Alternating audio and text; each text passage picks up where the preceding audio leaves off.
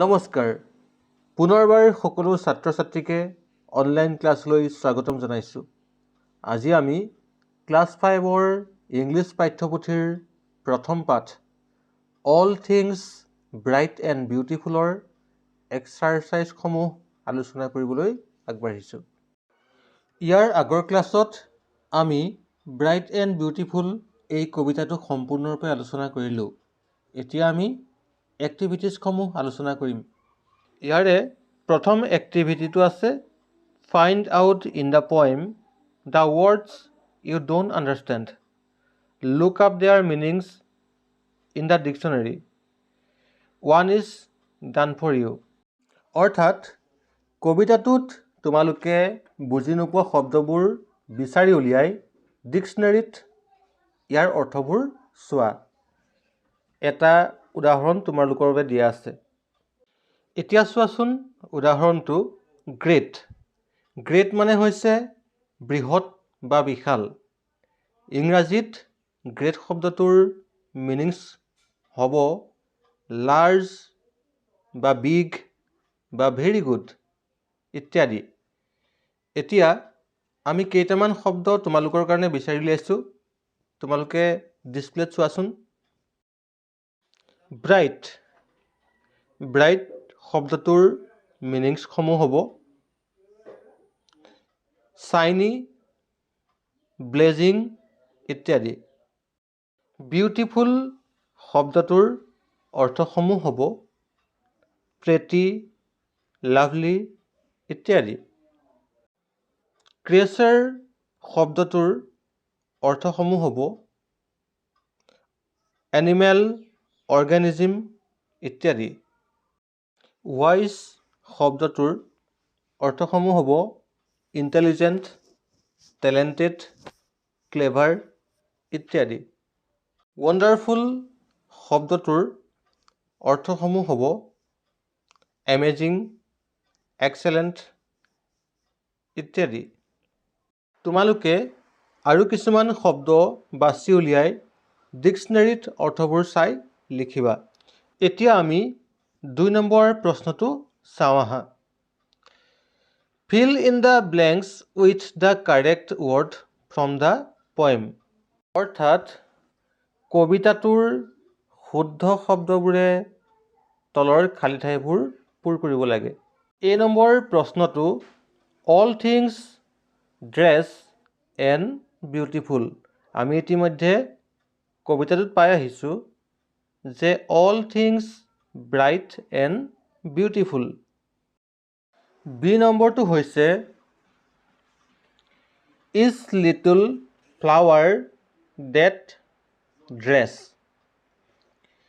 Is little flower that opens. C নম্বৰটো হ'ল God made their tiny dress. God made their tiny wings. আহাচোন আমি এতিয়া 3 number প্ৰশ্নটো চাওঁ। 3 নম্বৰ প্ৰশ্নটো দিয়া আছে let's see how much you have understood the poem. অৰ্থাৎ কবিতাটোৰ পৰা তোমালোকে কিমান শিকিলা সেয়া জানিবলৈ কেইটামান প্ৰশ্ন দিয়া হৈছে আৰু সেই প্ৰশ্নকেইটাৰ উত্তৰ আমি কৰিব লাগে। প্ৰথম প্ৰশ্নটো চোৱাচোন। Write the names of 2 small creatures. অৰ্থাৎ দুটা সৰু প্ৰাণীৰ নাম লিখিব লাগে। ইয়াৰ উত্তৰটো হ'ব the names of 2 small creatures are honeybee and ant. অৰ্থাৎ দুটা সৰু প্ৰাণীৰ নাম হ'ল হানিবি মানে হৈছে মৌমাখি আৰু এণ্ট মানে হৈছে পৰুৱা। এতিয়া বি নম্বৰ প্ৰশ্নটো চোৱাচোন। He made their glowing colours. Who is he in this line. অৰ্থাৎ he made their glowing colour এই বাক্যশাৰীত হি বুলি কাক বুজোৱা হৈছে। ইয়াৰ উত্তৰটো হ'ব in this line he is referred to the god. অৰ্থাৎ এই বাক্যশাৰীত হি বুলি ঈশ্বৰক বুজোৱা হৈছে। এতিয়া চি নম্বৰ প্ৰশ্নটো চোৱাচোন। He made their tiny wings. Who is their in this line? He made their tiny wings, এই বাক্যশাৰীত দেয়াৰ বুলি কাক বুজোৱা হৈছে? ইয়াৰ উত্তৰটো হ'ব in this line their is referred to the little birds. অৰ্থাৎ এই বাক্যশাৰীত দেয়াৰ বুলি কণমানি চৰাইবিলাকক বুজোৱা হৈছে। তোমালোকে আগৰ ক্লাছটো ভালকৈ চাবাচোন, তেতিয়া এই প্ৰশ্নসমূহৰ উত্তৰ অতি সহজে বুজি পাবা। এতিয়া আমি ডি নম্বৰ প্ৰশ্নটো চাওঁ আহাচোন। What are the things that God had made? অৰ্থাৎ ভগৱানে বা ঈশ্বৰে কি কি বস্তু সৃষ্টি কৰিলে? ইয়াৰ উত্তৰটো হ'ব the God has made all the bright and beautiful things, all the great and small creatures, all wise and wonderful things, all little flowers, all little birds and their glowing colours and their tiny wings. অৰ্থাৎ ভগৱানে সকলোবোৰ উজ্জ্বল আৰু ধুনীয়া বস্তুবোৰ সৃষ্টি কৰিলে। সৰু ডাঙৰ সকলো প্ৰাণীসমূহ ভগৱানেই সৃষ্টি কৰা। সকলো জ্ঞানী আৰু আশ্চৰ্যজনক বস্তুবোৰ তেওঁৱেই সৃষ্টি কৰা। সকলো ফুল, সকলো চৰাই আৰু সিহঁতৰ উজ্জ্বল ৰংবোৰ আৰু সৰু সৰু পাখিবোৰ ঈশ্বৰেই সৃষ্টি কৰিলে। আহাচোন আমি এতিয়া ই নম্বৰ প্ৰশ্নটো চাওঁ। Why does the poet praise God in this poem? এই কবিতাটোত কবিজনে ঈশ্বৰক কিয় প্ৰশংসা কৰিছে?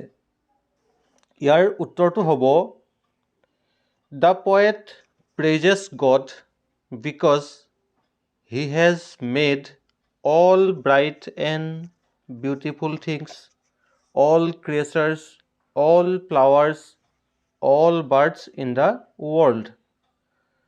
অৰ্থাৎ এই কবিতাটোত কবিজনে ঈশ্বৰক প্ৰশংসা কৰিছে কাৰণ ঈশ্বৰেই এই বিশ্বৰ সকলোবোৰ সুন্দৰ আৰু উজ্জ্বল বস্তুবোৰ সৃষ্টি কৰিলে।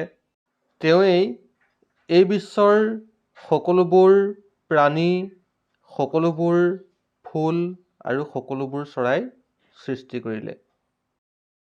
এতিয়া আমি 4 নম্বৰ প্ৰশ্নটো চাওঁচোন আহা। Circle the rhyming words in each group. অৰ্থাৎ ইয়াৰ প্ৰতিটো গ্ৰুপৰ পৰা ছন্দমিলা শব্দবোৰ চাৰ্কুল কৰিব লাগে। এই নম্বৰটো দিয়া আছে স্মল, বিউটিফুল, অল।